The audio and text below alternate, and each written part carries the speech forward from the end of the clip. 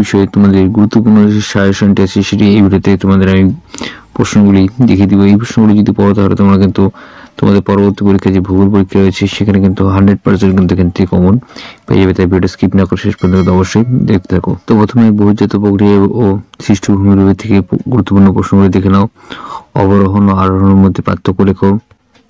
পর্যায়নের মাধ্যম কি কি? ভৌমজলের এবং কাষ্ঠ অঞ্চলের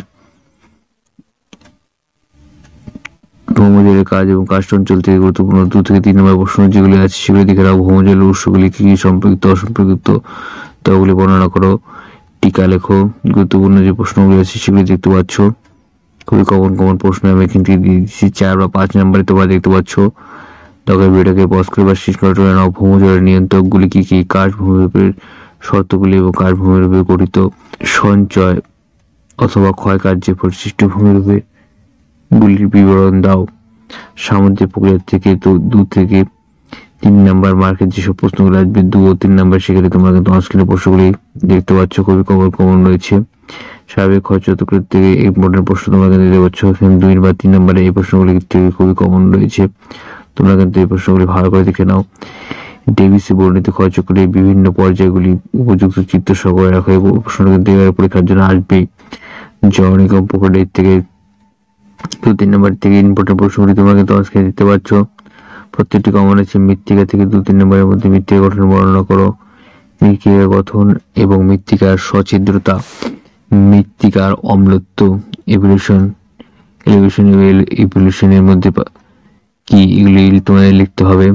প্রত্যেকটা কমন রয়েছে। মৃত্তিকার 4 প্রকারের গঠন বর্ণনা করো।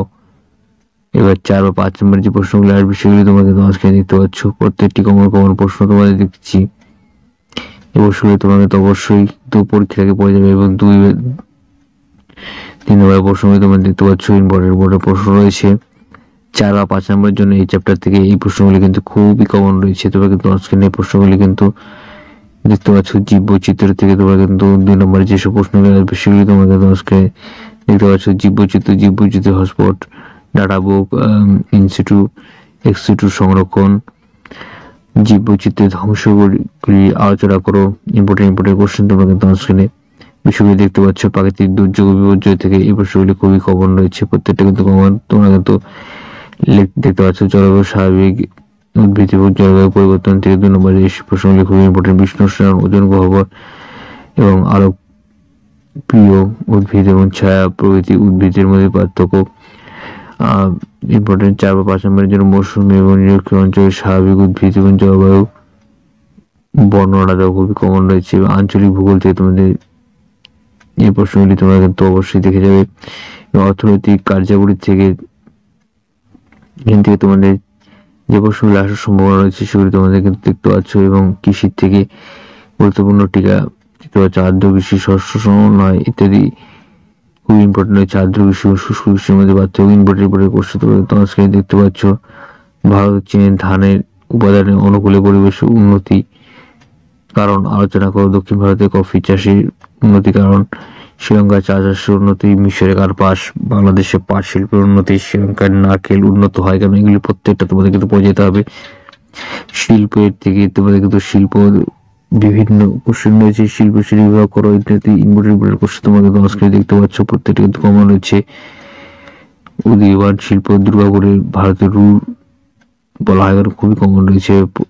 পশ্চিমাঞ্চলে কার্পাস ও বর্ণের শিল্পের কারণ লেখো। জনসংখ্যা জনবসতির মধ্যে এই প্রশ্নগুলো তোমরা দেখতে পাচ্ছ। মানব জমি অনুবাদ, জনসংখ্যা বিস্ফোরণ, জনসংখ্যা অভিক্ষেপ ইত্যাদি কিন্তু খুবই কমন রয়েছে প্রশ্নগুলি।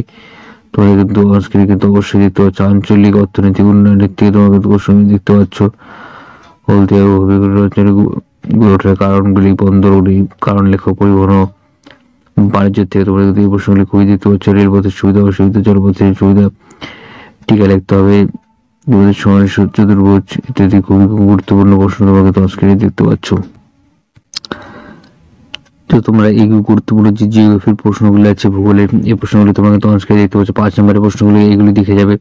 এই প্রশ্নগুলি কিন্তু খুবই কমন রয়েছে। এই প্রশ্নগুলি পড়ে গেলে কিন্তু তোমাদের কিন্তু কমন কিন্তু চলে আসবে। প্রশ্নগুলি তোমরা স্ক্রিনে ভালো করে তোমরা কিন্তু দেখতে পাচ্ছ। এই প্রশ্নগুলি কিন্তু খুবই কমন রয়েছে। এই প্রশ্নগুলি অবশ্যই তোমরা কিন্তু পরীক্ষার আগে কিন্তু দেখে যাবে। ইম্পর্টেন্ট প্রশ্নগুলিতে আমি তোমাদের কিন্তু অন স্ক্রিনে দেখিয়ে দিচ্ছি, খুবই কমন রয়েছে প্রশ্নগুলি। এখান থেকে তোমাদের কিন্তু পরীক্ষায় কিন্তু চলে আসবে। প্রশ্নগুলি তোমরা একবার করে হলেও দেখে যাবে, ভিডিওকে পজ করে নাম্বার স্ক্রিনশট করে নিতে পারো। প্রত্যেকটা কমন প্রশ্ন কিন্তু আমি তোমাদের অন স্ক্রিনে দেখিয়ে দিচ্ছি, এগুলো থেকে পরীক্ষায় কিন্তু হুবহু তোমরা কিন্তু কমন কিন্তু পেয়ে যাবে। প্রশ্নগুলি পড়ে গেলে কিন্তু তোমাদের খুব কমন প্রশ্ন কিন্তু এই প্রশ্নগুলি অবশ্যই তোমরা কিন্তু দেখে যাবে। কমন প্রশ্ন কিন্তু আমি তোমাদের বেছে বেছে দিয়ে দিয়েছি। তো এই প্রশ্নগুলি 5 নম্বরের পর 3 নম্বরের প্রশ্ন, এগুলো কিন্তু দেখে যাবে, খুবই কমন রয়েছে 3 নম্বরের জন্য এবং 2 নম্বরের জন্য। এই প্রশ্নগুলি কিন্তু অবশ্যই তোমরা কিন্তু পরীক্ষার আগে মিলে যাবে, খুবই কমন কিন্তু প্রশ্ন তোমাদের জন্য দিয়েছি। 1 নম্বরের জন্য কিন্তু এই প্রশ্নগুলি শর্ট প্রশ্নগুলি তোমরা কিন্তু অবশ্যই দেখে যাবে, খুবই কমন শর্ট প্রশ্ন কিন্তু আমি বেছে বেছে কিন্তু চ্যাপ্টার ওয়াইজ কিন্তু এখানে দিয়ে দিয়েছি তোমাদের। তো চ্যাপ্টার ওয়াইজ এই প্রশ্নগুলি অবশ্যই তোমরা কিন্তু পরীক্ষা দেওয়ার আগে কিন্তু অবশ্যই দেখে যাবে, জিওগ্রাফির জন্য খুবই কমন রয়েছে প্রশ্নগুলি। এবার 1 নম্বর প্রশ্নগুলি উত্তর সহকারে আমি তোমাদের দেখিয়ে দিচ্ছি। অবরোহণ আরোহণের মধ্যে সম্বলিত ফল হলো তোমাদের পর্যায়ন এবং ভঙ্গির পর্বতে গঠিত হয় কিসের দ্বারা? গিরিজনী আরোহণের দ্বারা। এবং আন্তর্জাতিক প্রক্রিয়া উদাহরণ লেখো। গিরিজনী আরোহণ আন্তর্জাতিক প্রক্রিয়ার ফল অন্তর্গত হলো ভূবিপর্যয়, খুবই কমন রয়েছে। অবরোহণ বলতে সাধারণত বোঝায় নদীর রাসায়নিক আবহাওয়ার অধিক লক্ষ্য করা যায় নিরক্ষীয় জলবায়ু দ্বারা, খুবই কমন প্রশ্ন কিন্তু তোমাদের অন স্ক্রিনে দেখতে পাচ্ছ। এই প্রশ্নগুলি কিন্তু অবশ্যই তোমরা দেখে যাবে। প্রশ্নমিত মাটির পিএইচ মান কত? 7। এবং কমন রয়েছে। মৃত্তিকার সৃষ্টি একটি নিষ্ক্রিয় নিয়ন্ত্রক হলো ভূপ্রকৃতি, খুবই কমন রয়েছে এই প্রশ্নগুলি কিন্তু তোমাদের পরীক্ষার আগে কিন্তু দেখে গেলে কিন্তু খুবই কমন কিন্তু তোমাদের পরীক্ষায় ভালো নম্বর নিয়ে তোমরা কিন্তু অবশ্যই এখান থেকে কিন্তু উচ্চ মাধ্যমিকে 2024 ভূগোলে কিন্তু অবশ্যই ভালো নম্বর নিয়ে পাশ করতে পারবে। তাই এই প্রশ্নগুলি উত্তর সহকারে তোমরা কিন্তু একবার করে পরীক্ষার আগে দেখে যাবে। এখান থেকে হুবহু কিন্তু কমন কিন্তু তোমরা পরীক্ষার আগে কিন্তু পেয়ে যাবে, তাই নিশ্চিন্তে থাকো এবং পরীক্ষায় আগে এই প্রশ্নগুলি কিন্তু অবশ্যই তোমরা কিন্তু দেখে যাবে। দেখে গেলে কিন্তু কমন কিন্তু পরীক্ষায় চলে আসবে। তো আশা করি আজকে তোমাদের ভালো আছে। Like share comment channel subscribe করে পাশে বেল আইকনটা অবশ্যই প্রেস করো। ধন্যবাদ। দেখা